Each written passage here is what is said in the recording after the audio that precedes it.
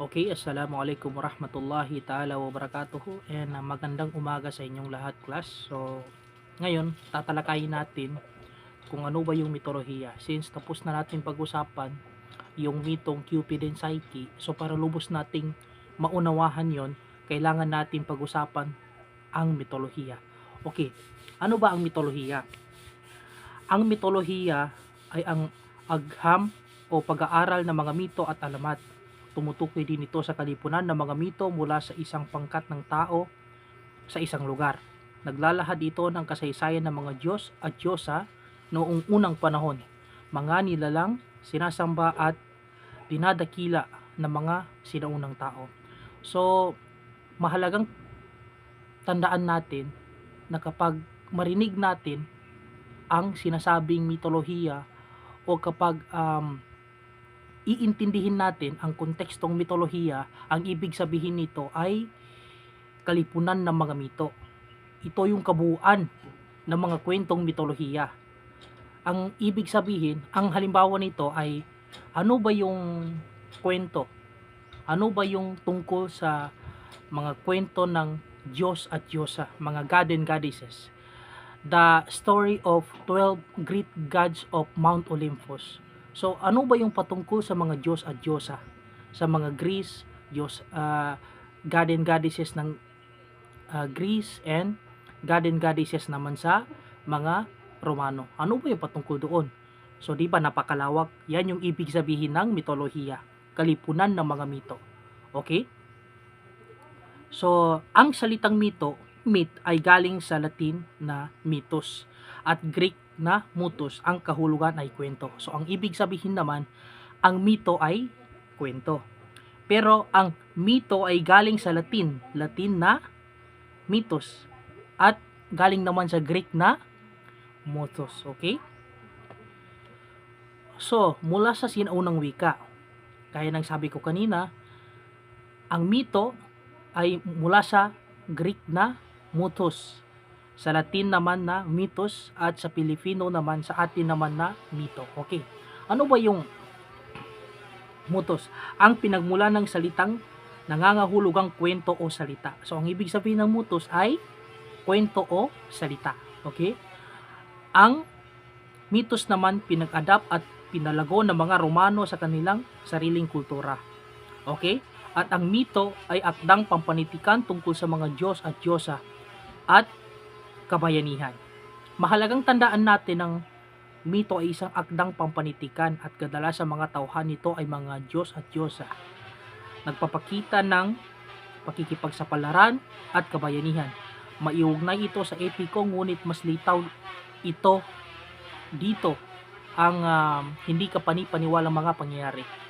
So, ang kailangan lang natin tandaan, ang mito, ang pinagkaiba ng mitolohiya at mito, ang mito ay tumutungkol lang sa isang kwento.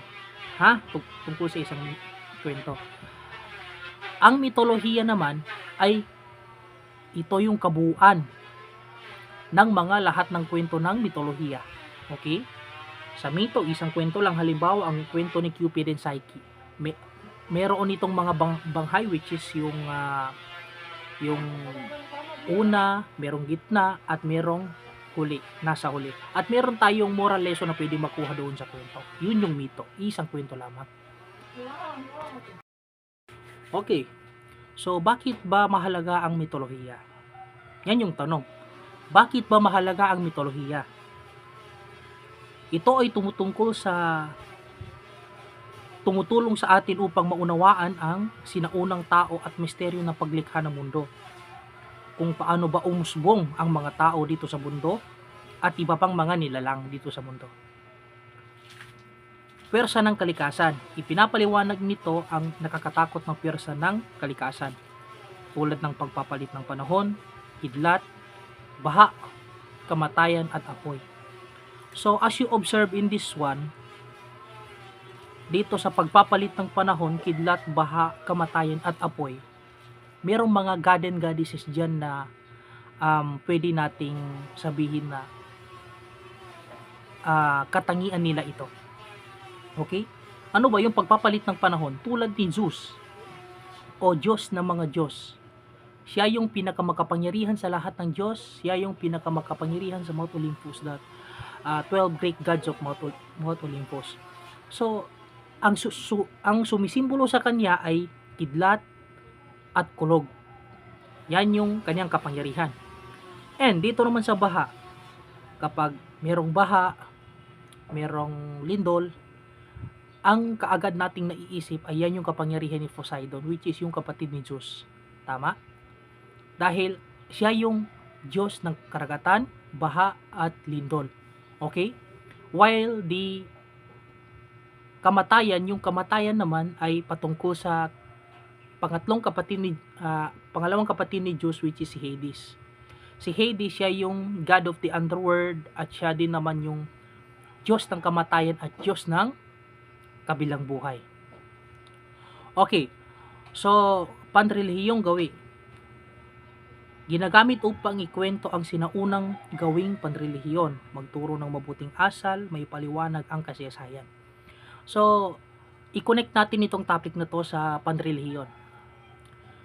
Noong unang panahon, ang ginagawa ng mga tao, ang mga Diyos at Diyosa nila ay sinasamba nila.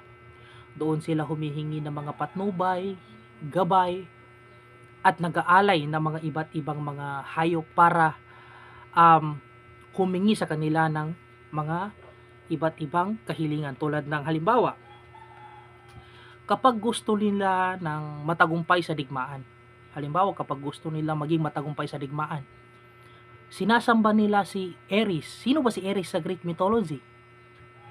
Diba siya yung Diyos ng digmaan? So doon sila sumasamba kay Ares at humihingi ng gabay at tagumpay sa labanan. So, ang ginagawa nila, nag-aalay sila sa mga statwa ni Ares, Diyos ng digmaan, at nagpre-pray sila doon para humingi ng tagumpay sa labanan. Yun yung kanilang gawing panrelihiyon noong unang panahon. Okay? Naintindihan? Okay. Okay. Ano ang nagpapakilala sa mga mito? Sagradong kwento. Kahit hindi ka panipaniwala, itinuturing itong sagrado at totoong naganap. So para sa mga tao noong unang panahon, bago pa man umusbong ang edukasyon sa atin, ang pamamaraan nila para maunawaan nila kung paano ba umusbong ang tao dito sa mundo at paano ba nilikha ng bathala ang daigdig ay dahil sa mitolohiya. So tinuturing nilang sagrado ang mitolohiya dahil yun ang pamamaraan nila para malaman kung ano ba yung misteryo noong unang panahon. Naintindihan? Para sa atin, kahit sabihin natin na hindi ito sagrado, pero para sa kanila, sagrado yung kanilang paniniwala. Okay? May kaugnayan sa teolohiya, karaniwang konektado sa mga ritual at pananampalataya sa isang lipunan. Yan na yung sinabi ko sa inyo kanina. Ang pamamaraan ng kanilang pagsamba sa mga Diyos at Diyosa, i-observe ninyo, kung pwede lang, panoorin nyo yung mga movie ng tungkol sa mga god and goddesses, which is yung ang pinakamagandang movie nito para makita ninyo ay yung Wrath of the Titans. Makita ninyo ang kasaysayan ni doon, si Perseus doon, kung ano ba yung pamamaraan ng pagsamba ng mga tao sa mga Diyos at Diyosa. Doon din, nakita din doon sila Zeus at sila Hades at si Medusa. Okay, so isend ko lang sa inyo yung title ng movie, okay? Para makita ninyo. Ibang daigdig, naglalahad ng mga mundo tulad ng langit at ilalim ng lupa. Langit, yung Mount Olympus, at ilalim ng lupa, yan naman yung kaharihan ni Hades, underworld. Mga tauhan na banal. Ang pangunahing tauhan ay mga Diyos at Diyosa at mga bayani. Okay? So, next one. So, tatalakayin naman natin kung ano ba yung mga mitolohiya ng Romano. Mula sa Greece patungo sa Rome. Isang kultura ng kabayanihan, ritual at kapangyarihan. Okay. So, ang mga pangunahing tema ng mitolohiya ng mga Roman ay politikal. Pangalawa, kabayanihan. Pangatlo, ritual. At pang-apat naman ay moralidad. So, pag-usapan natin itong politikal. Ang mito ng mga Roma ay madalas na may kinalaman sa pagbuo ng estado at kapangyarihan ng republika. So, ginagamit nila ang mitolohiya para palakasin ang kanilang estado at republika sa kanilang bansa. Yun yung pamamaraan ng mga Romano. Kung ang mitolohiya ng Greece ay patungkol sa masining, mayroong nagsiselos, patungkol sa damdamin, kumbaga artistic yung mitolohiya ng Greece, dito sa mitolohiya ng Romano ay kakaiba. Ginamit nila ang mitolohiya na inangkop nila, inagaw nila or hiniram nila doon sa Greece sa kanila para ipaliwanag or para gamitin sa kapangyarihan. Yun ang kanilang way sa paggamit ng mitolohiya. Okay? Pangalawa ay kabayanihan. Isang mahalagang tema sa kwentong ito ang tapang sakripisyo ng mga bayani para sa Roma. Since mahilig makidigma ang mga Roman, so pumapatungkol ang mitolohiya nila sa tapang at sakripisyo ng kanilang mga bayani. Ritual. Ayon sa batas ng kanilang mga Diyos at Diyosa mula sa sinaunang taga-Rome hanggang sa pagdating ng Kristyanismo. So noong unang panahon, gaya ng sabi ko, noong time na hindi pa sila nasakop, ay ang way ng kanilang paniniwala ay ang sinasamba nila ay yung mga god and goddesses, na which is sila Zeus, sila Poseidon, sila Hera, sila Athena, sila Ares, sila Hades.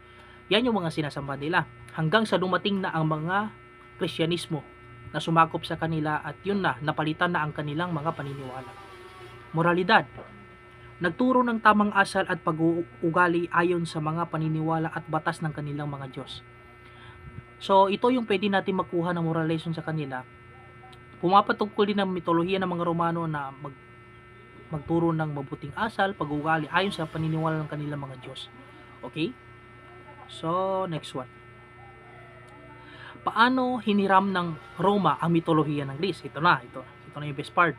Paano hiniram ng Roma ang mitolohiya ng Greece? Nang masakop ng Roma ang Greece, labis nilang nagustuhan ang mitolohiya nito. Inangkop nila bilang kanila at pinagyaman ng husto. So, sabi ko 'di ba, mahilig makidigma ang mga Romano. So, sinakop nila ang Greece at nagustuhan nila ang way ng kanilang pananampalataya, way ng Greece. So, kinuha nila ang pananampalataya, inangkop nila ang pananampalataya ng Greece at inangkin nilang parang sa kanila. So, yan yung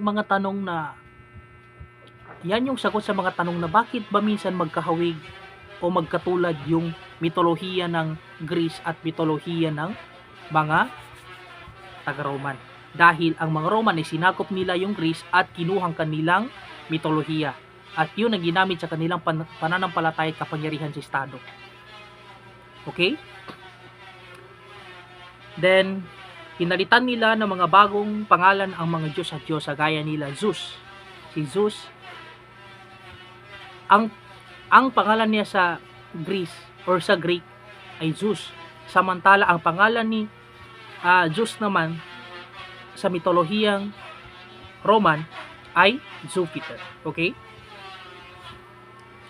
Bagong mga Diyos, lumikha sila ng mga bagong Diyos at Diyosa ayon sa kanilang sariling paniniwala at kultura.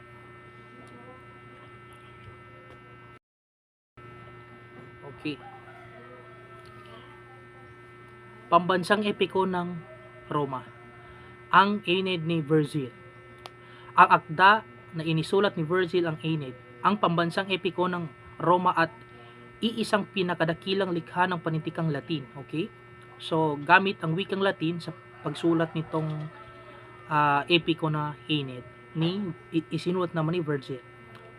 Ito ang naging katapat ng Iliad at Odyssey ng Greece na isinalaysay naman ni Homer, na tinaguri ang dalawang pinakadakilang epiko sa mundo. So, konting lang dito. Ang epiko na Aeneid ay napapatungkol sa pagtatag sa Rome. iisang babae na si Aeneas, siya yung nagdala or siya yung naging ninuno ng mga Rome, siya yung nagdala ng kasaysayan ng mga Rome, siya yung nagtatag ng Rome after ng Trojan War. Okay? Ito din yung naging katapat ng Iliad at Odyssey na isinulat naman ni Homer sa Greece. Ano bang Iliad at Odyssey? Mahalagang tandaan natin ang Iliad na sinasabi, Iliad at Odyssey. Iliad muna tayo. Ang Iliad ay napapatungkol o umiikot lang sa galit, paghihiganti ni Achilles.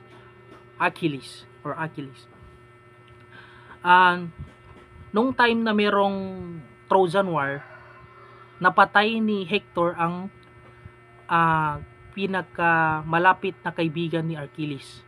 So, ang ginawa ni Achilles ay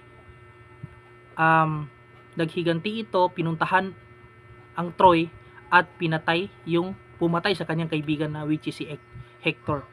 So, nung time na napatay na ni Achilles si Hector ay doon na nagtapos ang labanan sa pagitan ng yung patungkol sa Trojan War, okay? And itong namang Odyssey, ang Odyssey na ito ay tumutukoy sa kwento ni Odysseus na naglalakbay noong unang panahon after ng Trojan War. 10 taon nang matapos na ang Trojan War, so naglakbay si Odysseus at hinarap din niya ang mga mapanganib na mga pagsubok gaya ng pagharap niya kay Cyclops, sa mga mapangakit na Sirena at sa mga witch na si Circe. Habang ang kanyang asawa rather na si Penelope ay matiyagang naghihintay sa kanyang pag-uwi doon sa kanilang bayan. Yan yung patungkol naman sa Odyssey. Okay? Pwede nating mapulot dito sa kwento. Ang mito ay kwento. Yun, okay? Ang mito ay kwento. Ang mitolohiya ay kalipunan ng mga mito. Okay? Galing sa Greek na mythos, isang sagradong salaysay ng mga Diyos at Diyosa. Okay? May layunin magturo. So, syempre, merong mga aral na pwede natin makuha doon sa mga god and goddesses. Ipinapaliwanag nito ang kalikasan, kasaysayan at moralidad ng sinaunang lipunan. Ang Roma ay humiram sa Greece dahil ang original ng mga god and goddesses ay galing sa Greece, hindi sa Rome. Ang mitolohiya ay buhay na pamana. Patuloy itong